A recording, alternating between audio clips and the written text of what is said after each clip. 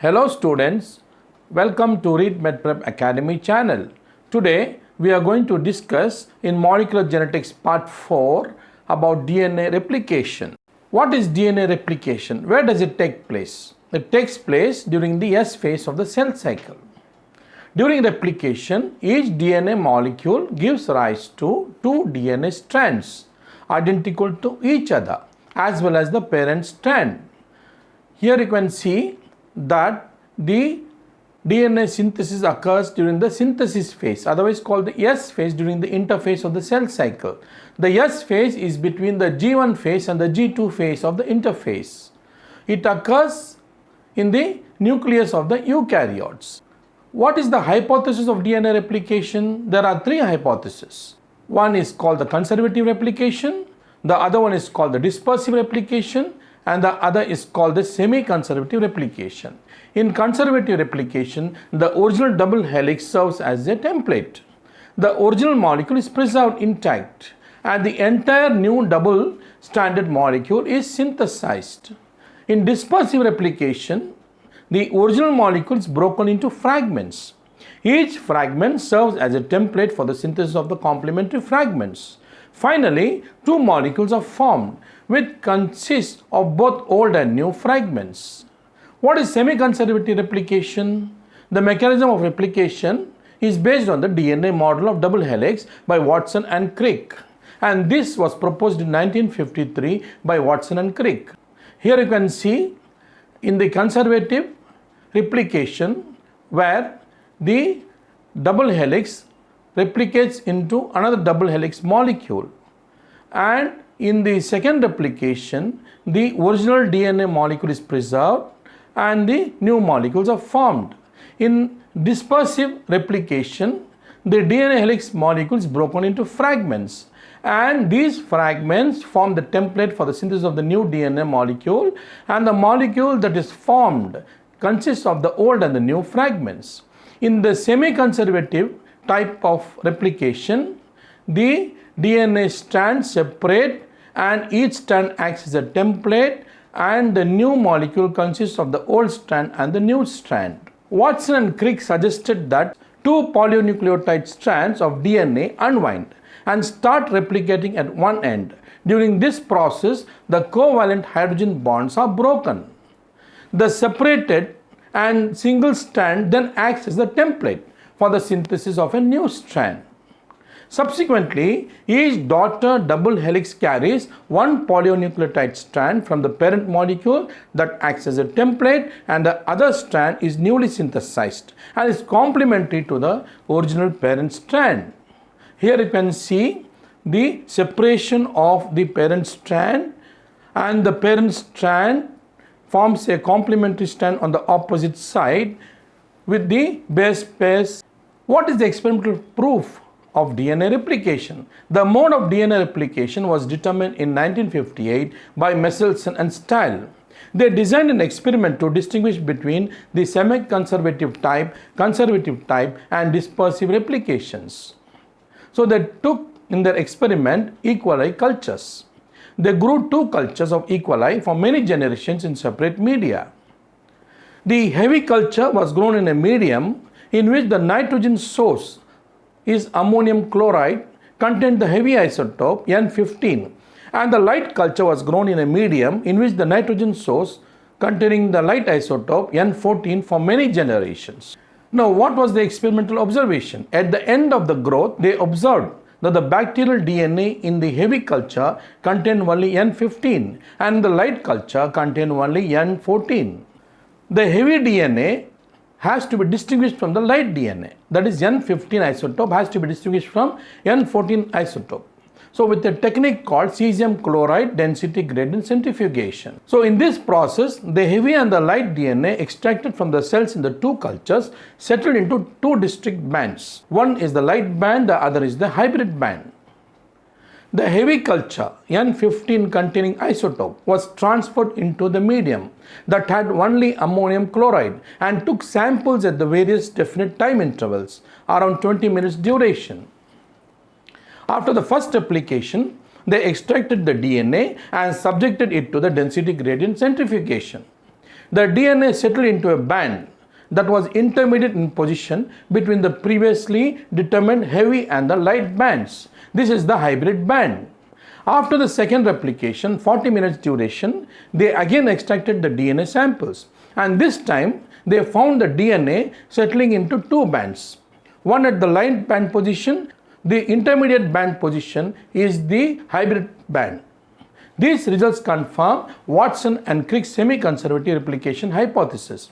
Here you can see in the image that the DNA in the first generation had the hybrid after 20 minutes, and after 40 minutes they had the light band and the hybrid band. In this image you can see that the replication in conservative, only the heavy band was found when N15 isotope was there, and light band was found when N14 isotope was there. In a semi-conservative method, there were two bands. One band was hybrid band, the other band was light band.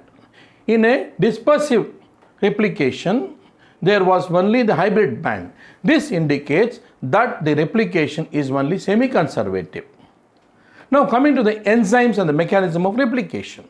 In prokaryotes, replication process requires three types of DNA polymerases: DNA polymerase 1, DNA polymerase 2, and DNA polymerase 3. Now, DNA polymerase 1, also known as Kornberg enzyme.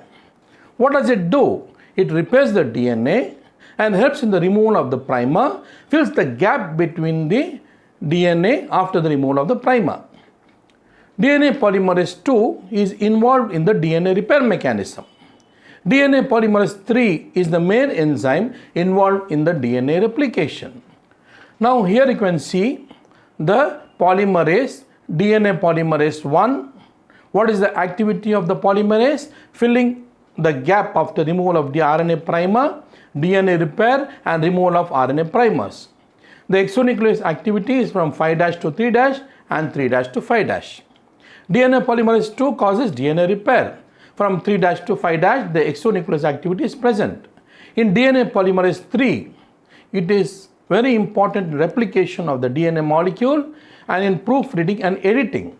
It also acts as a exonuclease activity from 3' to 5'. Now, E. coli that has 4.6 into 10 to the power of 6 base pairs completes its replication process within 38 minutes. The replication takes place faster at the same time accurately. Any error will lead to mutation. Eukaryotes have 5 types of DNA polymerases that catalyzes the polymerization of the nucleotides at the 3' hydroxyl group of the new strand within a short period of time. Now, what are the 5 DNA polymerases? DNA alpha, beta, gamma, delta, and epsilon. What are the activities? The alpha acts as a polymerase and helps in primer synthesis. It acts as a primase and helps in the repair of the DNA. It acts as an exonuclease from 3' to 5'. DNA polymerase beta, it is a polymerase. It helps in the repair of the DNA molecule. DNA gamma, it's a polymerase. It helps in the mitochondrial DNA replication and helps in the 3' 5' exonuclease activity. DNA polymerase delta, it acts as a polymerase. It acts as an exonuclease from 3' to 5'. So it helps in the lagging strand synthesis and in the repair of the DNA. Now, DNA polymerase epsilon acts as a polymerase. It helps in the leading strand synthesis, and it also acts as a 3' to 5' exonuclease and 5' to 3' exonuclease. It helps in the gap filling on the lagging strand. Now, what are the repair enzymes? However, replication errors occur during the synthesis of DNA, and they have to be corrected by the repair enzymes such as nucleases. Now, proofreading and repairing of DNA is done by DNA polymerases. DNA polymerases proofread newly made DNA, replacing any incorrect nucleotides. In mismatch repair of DNA, repair enzymes correct errors in base pairing. In nucleotide excision, DNA repair nucleases cut out and replace the damaged stretches of DNA. How does this occur? For example, a thymine dimer distorts the DNA molecule. So, a nuclease enzyme cuts the damaged DNA strand at 2 points and the damaged section is removed, and the repair synthesis by a DNA polymerase fills in the missing nucleotides, and DNA ligase seals the gap, the free end of the new DNA to the old DNA, making the complete strand. Now, what is the energy that is provided for the synthesis of DNA? Deoxynucleotide triphosphate acts as a substrate and provides the energy for the polymerization reaction. So, nucleoside triphosphates groups linked to the 5' carbon of the sugar provides energy for DNA synthesis. So, what happens? The nucleoside triphosphate loses 2 phosphates. Exergonic hydrolysis of these phosphate bonds drives the endergonic synthesis of DNA. It provides the energy to form new covalent linkages between the nucleotides. Here you can see a growing chain from 5' to 3', a precursor nucleoside triphosphate is brought, and this is attached by a phosphodiester bond, and the 5' end is attached to the 3' end. So replication begins at the initiation site called the site of origin of replication, otherwise ORI. In prokaryotes, there is only one origin of replication. In eukaryotes, with the giant DNA molecules, there can be several origins of replication. These are called replicons. Here you can see the prokaryotes having replication to only 1 point. Whereas in eukaryotes, multiple origins of replication can occur on either side of the centromere. Formation of the replication fork. Since the 2 strands of DNA cannot be separated throughout at a time due to the large requirement of energy, the replication occurs with a small opening of the DNA helix. Formation of a replication fork occurs. So the unwinding of the DNA strand is carried out by the DNA helicase enzyme. So what is the DNA helicase enzyme? It's an enzyme that unwinds the double helix by breaking the hydrogen bonds between the complementary bases. When the hydrogen bonds are broken, the 2 strands are separated. One strand is called the template strand with polarity 3' to 5'. The replication in this strand is continuous, and this strand is called the leading strand, while the other strand, coding strand with polarity 5' to 3', the replication occurs in a discontinuous manner. This strand is called the lagging strand. Here you can see the strand from 3' to 5', where the replication occurs in a continuous manner from 5' to 3'. And the lower strand, which is called the lagging strand, which is from 5' to 3', the replication occurs in a 5' to 3' direction, and there are formation of Okasaki fragments. So the replication is discontinuous. So what are Okasaki fragments? The discontinuously synthesized fragments of the lagging strand are called the Okasaki fragments. They are joined together by the enzyme DNA ligase. Here you can see that the enzyme ligase joins the Okasaki fragments together so that a single strand is formed. Bonding by the DNA polymerase.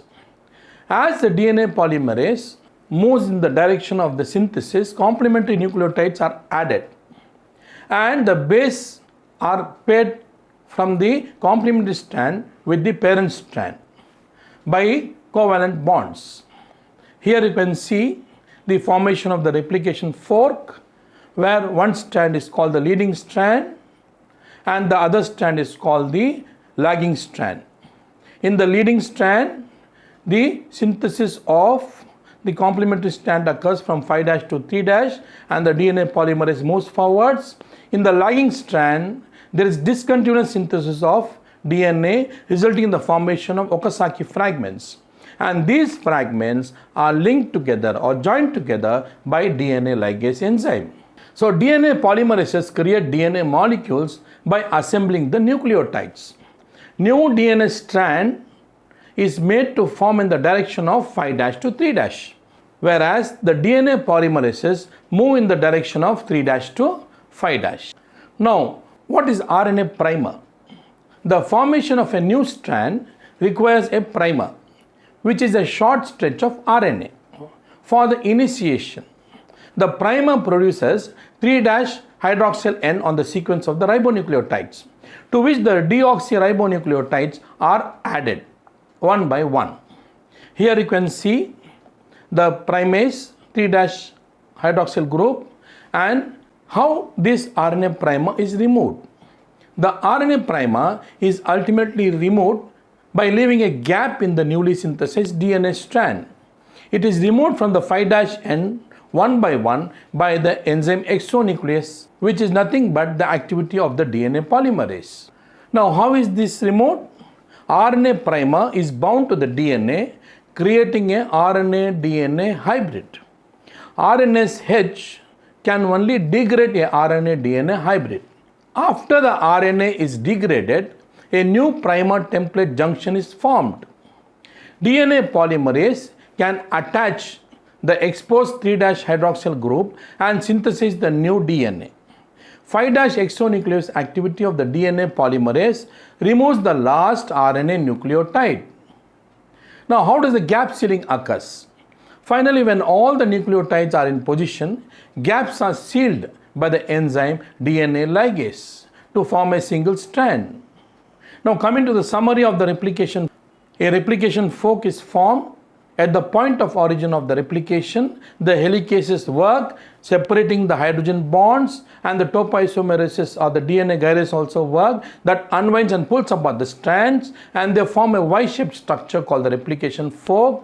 And there are two replication forks formed. One is the leading strand, the other is the lagging strand, and they have a anti-parallel orientation. One strand is 5' to 3', and the other strand is from the 3' to 5'.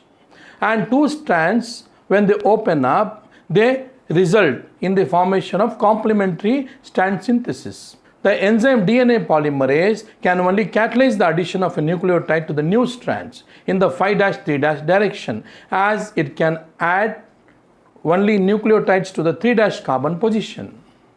Here you can see the addition of the deoxynucleoside triphosphate to the 3' N by the DNA polymerase 3, and the two phosphates are released, which produce energy for the formation of the strand. So today we discussed in molecular genetics part 4 about the DNA replication. Thank you. Kindly subscribe, like, share and comment our channel Read MedPrep Academy. Log on to www.readmedprepacademy.com.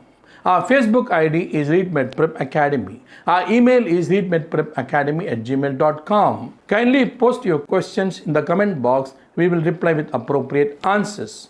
Thank you very much.